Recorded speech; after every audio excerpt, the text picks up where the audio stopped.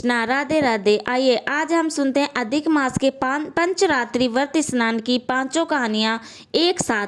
अधिक मास की कहानियां दो माँ बेटी थी। माँ रोजाना पुरुषोत्तम भगवान की कहानी कहा करती थी। उसकी बेटी ने कहा, माँ मैं भी पुरुषोत्तम भगवान की कहानी कहूंगी।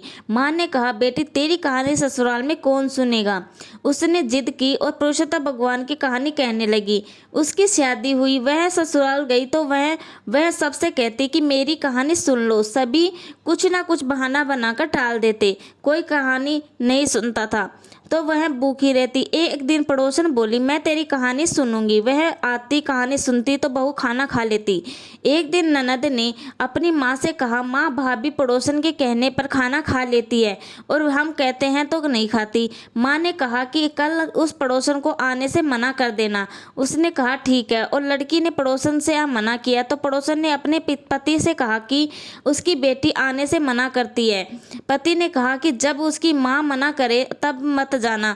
अगले दिन सास ने मना कर दिया तो पड़ोसन नहीं आई।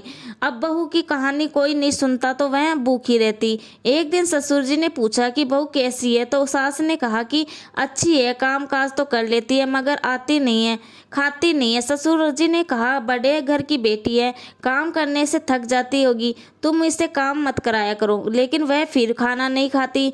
तो धर्मराज जी का आसन डोल उठा कि उस नगरी में ऐसा कौन है जो भोजन नहीं करता, उसे बुलाओ। स्वर्ग से विमान आया तो सास बोली, मैं चलूँ। तो बहू ने कहा कि आपको तो बहुत काम था, मेरी कहानी सुनने का समय नहीं था। जेठानी ने कहा तो कहने लगी कि आपको तो जेठ जी का खाना बनाना है। ननद ने कहा तो कहने लगी कि तुम्हें तो गुड्डे गुडियों के खेलने से ही फुर्सत नहीं थी। पड़ोसन ने पूछा कि मैं चलूँ तो वह बोली, हाँ चलो, तुमने ही तो मेरी नित्य नेम की कहानी सुनी। पड़ोसन अपने पति के पास गई तो पति बोला कि तू तो बड़ी भाग्यवान है जो जीते जी जा रही है, मरकर तो सभी जाते हैं। तो वह उसके साथ चली गई। हे पुरुषोत्तम भगवान, जैसे बहू को दिया वैसे सबको देना, कहता न सुनता, न हुकारा भरता, न सारे परिवार की रक्षा करना। अब आज अमावस्या है तो इसके बाद हम लेकर आए हैं अमावस्या की कहानी।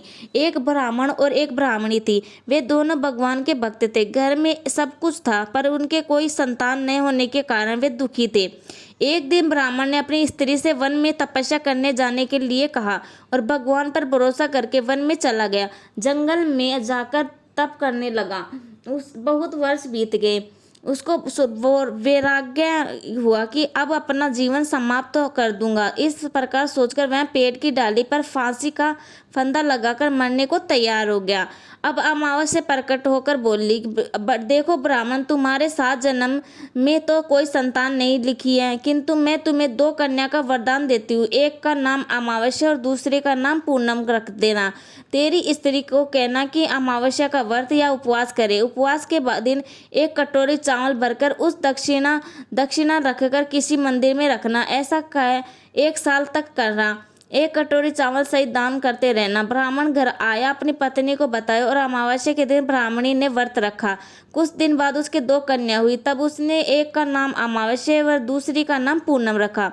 धीरे धीरे बड़े होने पर उनका विवाह किया। बड़ी बहन अमावस्या धार्मिक थी जबकि छोटी बहन पूनम भगवान को बिल्कुल भी नहीं मानती थी। बड़ी के घर में तो सुख समृद्धि का भंडार भरपूर था पर छोटी बहन पूनम के दुख का भाण नहीं था।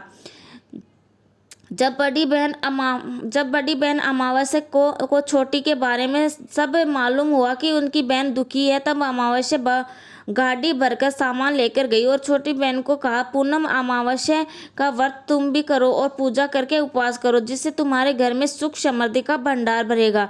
1 साल तक चावल का कटोरा भरकर सह दक्षिणा दान करना। पूनम ने ऐसा ही किया।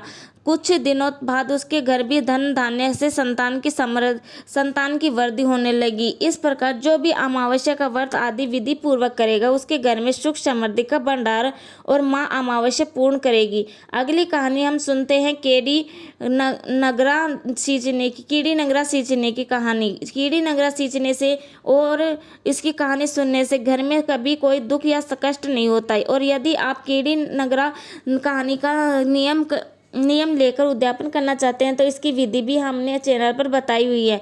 तो आइए आज अधिक मास की अमावस्या के दिन हम सुनते हैं केड़ी नगरी की कहानी। एक गांव में एक बुढ़िया माई रहती थी। उसके 2 बेटे तथा बहुएं थी।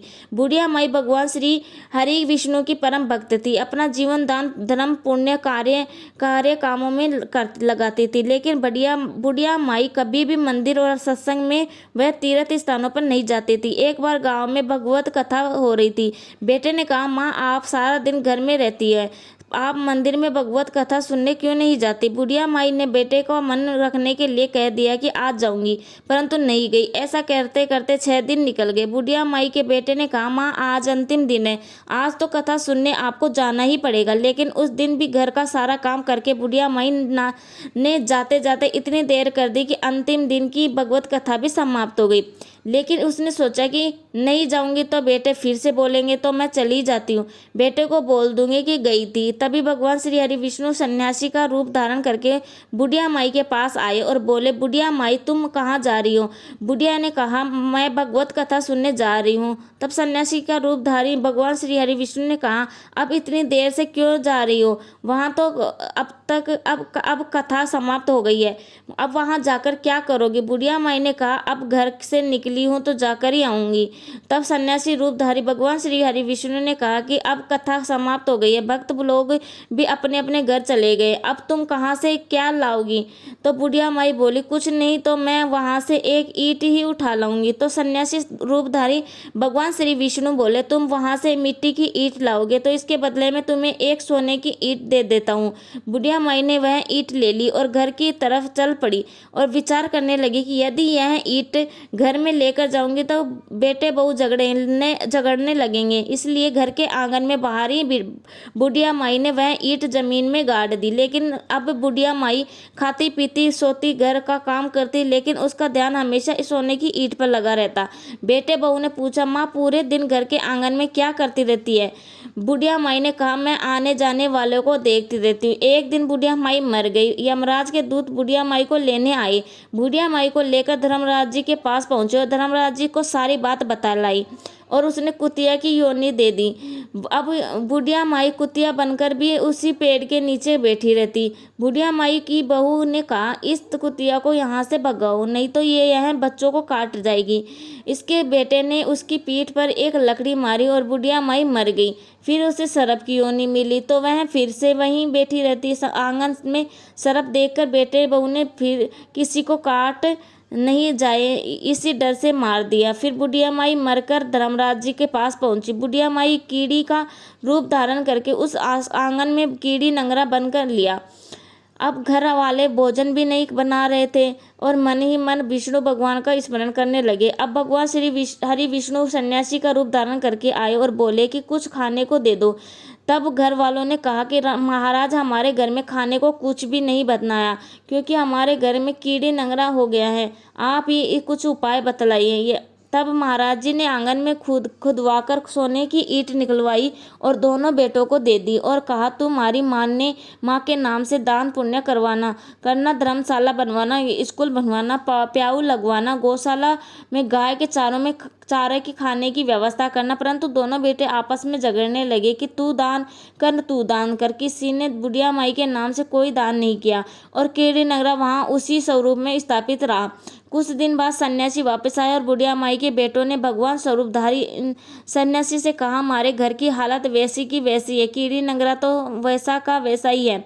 तब साधु रूपधारी सन्यासी महाराज ने कहा, वह सोने की ईंट के टुकड़े लाओ और उन्हें बेचकर उनसे जो भी धन मिले तुम्हें उसे तुम्हारी माँ के नाम से दान पुण्य करो। उस कीड़ी नगरे का पर शक्कर और आटा डालो। तुम ऐसा करोगे तो तुम्हारी माँ को मोक्ष की प्राप्ति होगी। अब उन्होंने ऐसा ही किया तो उसके घर की कीड़ी नगरा चला गया। जो व्यक्ति प्रतिदिन प्रातः आटा और शक्कर कीड़ी नगरी पर डालता है वह सदैव धनवान, पुत्रवान और संपन्न सुख शांति से जीवन यापन करता है। उसके घर में कभी कोई कष्ट नहीं आता, उसका जीवन सदा सर्वदा आनंद से व्यतीत होता है। उसके परिवारजन उसे अत्यधिक स्नेह प्रदान करते हैं। कीड़ी नगरा प्रतिदिन डालने से और उसकी कहानी सुनने से दान पुण्य और धर्म कार्यों में रुचि लगाने से जीवन उत्तम हो जाता है। बोलो विष्णु भगवान की जय। पतवारी माता की कहानी। एक बार पतवारी माता पाल और विनायक जी में झगड़ा हो गया। सब आपस में स्वयं को बड़ा बताने लगे। इतने में एक ब्राह्मण का लड़का आया। बाल पतवारी गजानन जी से उसे रोका और कहा, उसके रुक जा रहा लड़के रुक जा और हमारा न्याय कर। लड़के ने उनकी बात सुनी और बोला कि मैं कल वापस आऊंगा, तब न्याय करूंगा। घर आकर लड़के ने माँ से कहा कि माँ, मुझे कल पाल पतवारी माता और विनायक जी का न्याय चुकाना है। तो माँ ने कहा, बेटा उस सबको बड़ा बता देना। तो दूसरे दिन लड़का वहां गया और बोला, पाल माता और आप बड़ी हो, क्योंकि हर व्यक्ति आता है और स्नान ध्यान करके शुद्ध होकर जाता है और आप सबकी रक्षा करती है। हे पतवारी माता, आप सबसे बड़ी हो, क्योंकि इतने कितने भी तीर्थ धर्म ध्यान कर ले पर आपकी पूजा किए बिना इसका कार्य पूर्ण नहीं होता।